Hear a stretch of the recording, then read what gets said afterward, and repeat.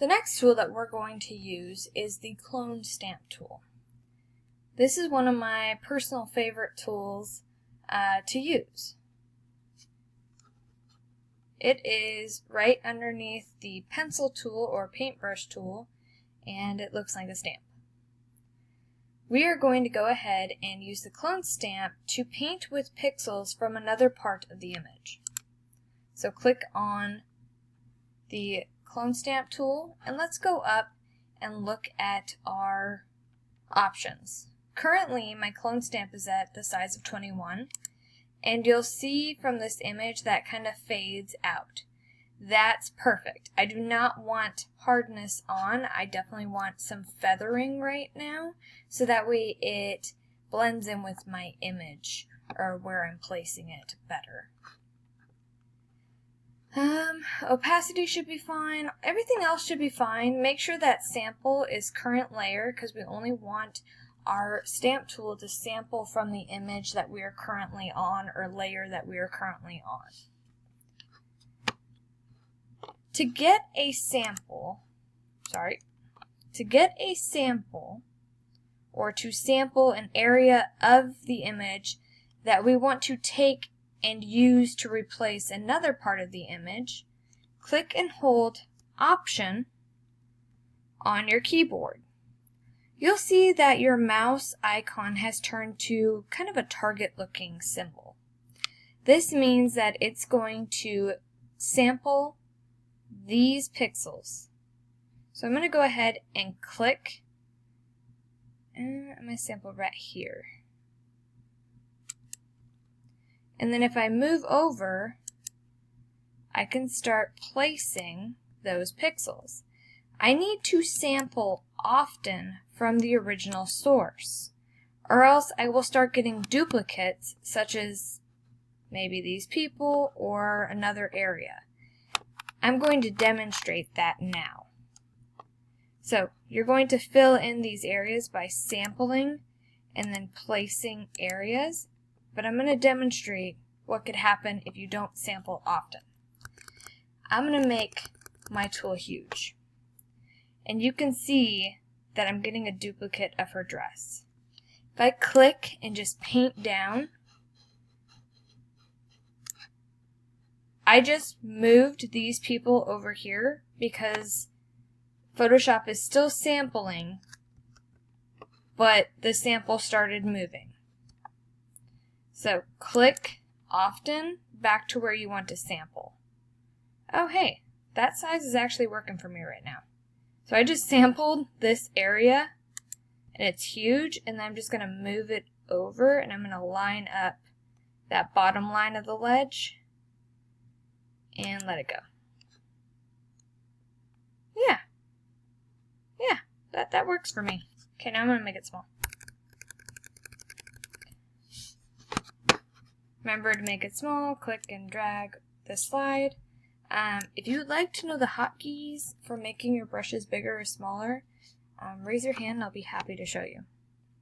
So I'm going to continue sampling and placing the sample. Sample, placing the sample. Sample, placing the sample.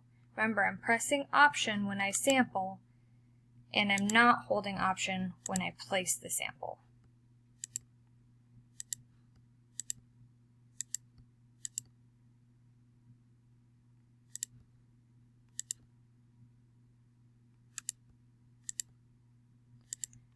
Notice that I'm kind of working back and forth from this side of the image and this side and kind of building a bridge as I go.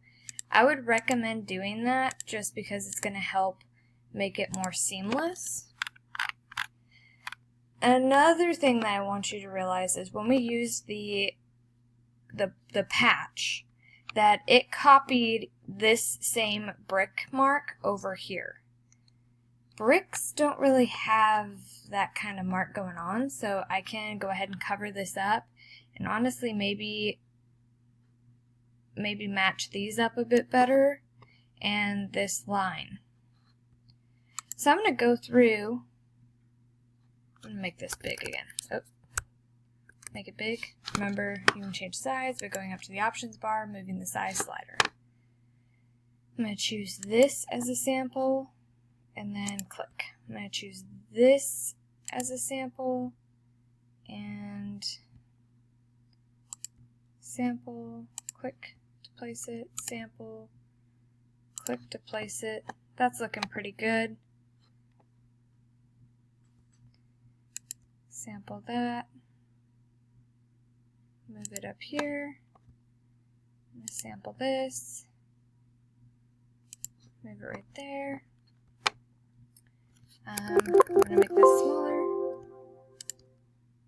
Sample. I'm going to cover this up.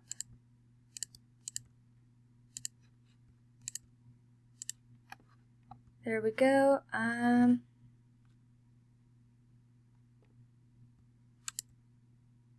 Let's see if I can't maybe make these meet so that way it's almost as if the crack of the wall just kind of went crazy.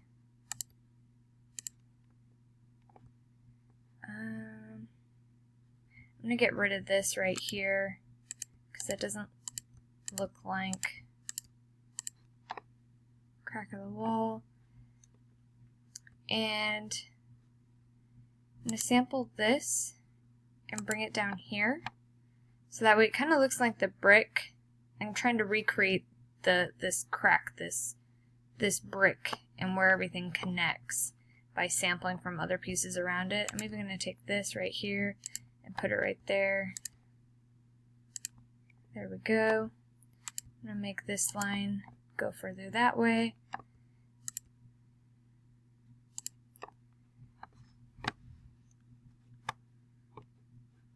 Alright, that's looking pretty good.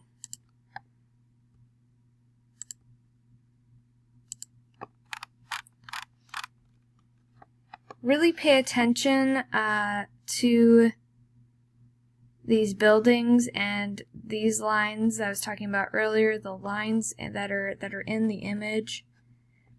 I think that I focused so much on the buildings whenever I was using the patch tool that to me it looks good. It looks pretty seamless to me. So I'm not going to worry about touching up this area too much. It also is off far in the distance, but by chance if you can really tell that this is weird, go ahead and use this stamp tool to adjust that. I'm going to zoom out and take a look at my image and see how it looks. It looks pretty good to me. Kind of noticing that there seems to be a pattern right here. I might get the stamp tool again and just sample over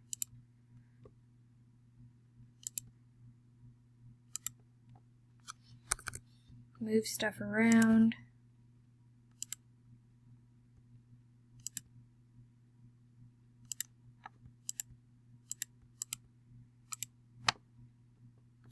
There we go, that looks a little bit better.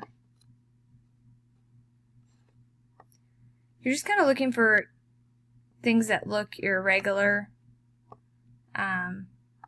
such as certain patterns that wouldn't necessarily be there in nature, or patterns that are too perfect. But yeah, that to me looks pretty good. I'm not going to do any more on this. Keep working with the stamp tool until it looks like this, okay? Until it looks really good, like there wasn't a person there. Actually, I can tell that this coloring and this, like the coloring right here is not really correct and matching, but maybe that's just me. Anyway, I think it's good. I'm going to move on to the next step.